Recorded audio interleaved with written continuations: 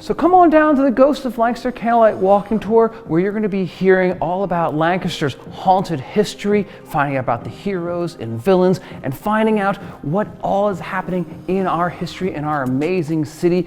So on our tour, we'll be stopping at famous U.S. General John Reynolds' home. We'll also be taking a look at the Fulton Opera House, looking at its amazing history as well as its haunted lore, and finishing up over at St. James Cemetery. We'll be finding out all about some haunted couples whose tragic loves have been taken from them and seeing if they're going to be trying to spend the rest of eternity trying to be with them again.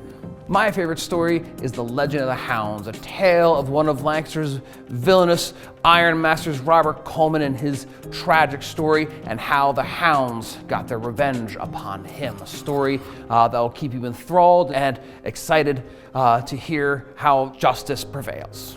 So if you'd like to come to the Ghost of Lancaster, all you need to do is go to ghosttour.com.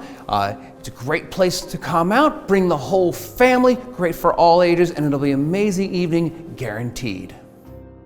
For more information, visit discoverlancaster.com.